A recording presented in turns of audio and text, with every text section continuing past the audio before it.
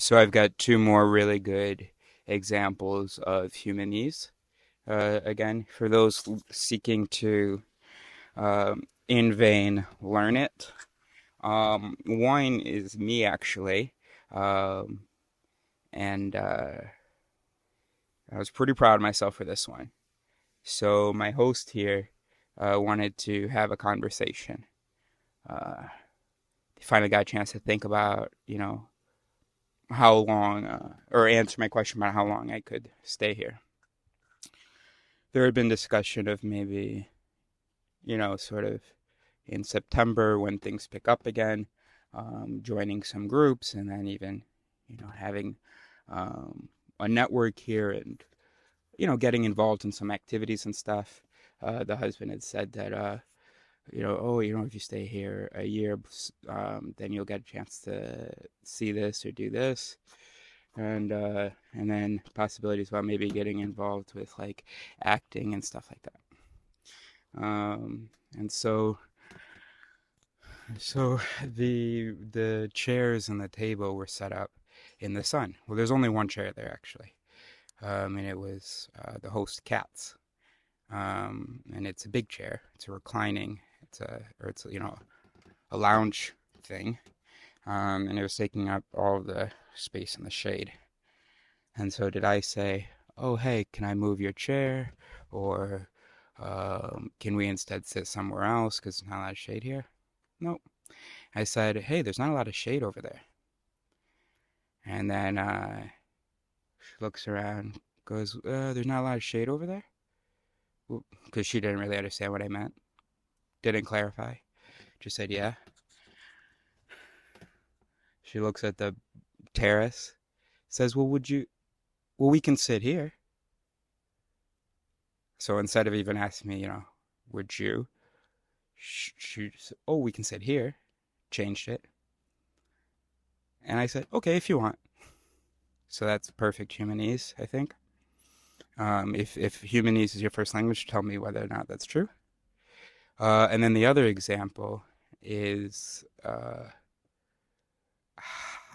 how it was uh, presented or delivered.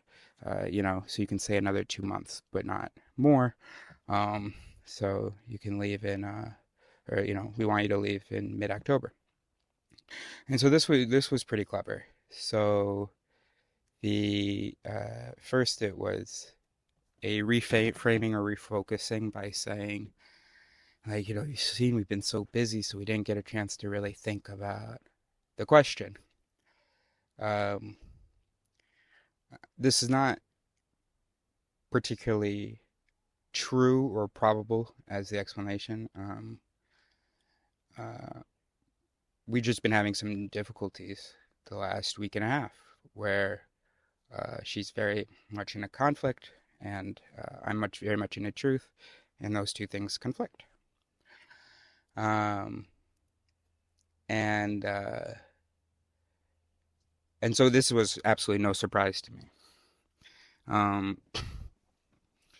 um, and in the past, it had always been like, oh yeah, there's no problem with you staying, blah blah. Okay, so the first thing was to refocus not on my staying here, but to refocus from that onto, oh, we've been busy, blah blah. Just psychologically, it just puts the focus elsewhere.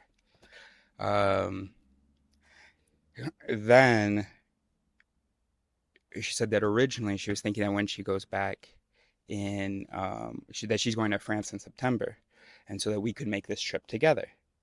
Which by itself doesn't sound like, she's saying, and then you would leave then, right? It kind of focuses on, oh, we could make that trip together. And she said, but yeah, you told me that your situation in France is complicated. So I come back from France mid-October. So, sound good? It's really, really clever. And to know that none of this was intentional, none of this was planned, but the brain is really clever. Um, but anyway, I did sort of seek clarification that I probably didn't need. I said, "Is what good?" And then she said not that you leave in mid-October, but she said that you stay until mid-October. So there you go. Some lessons in Humanese.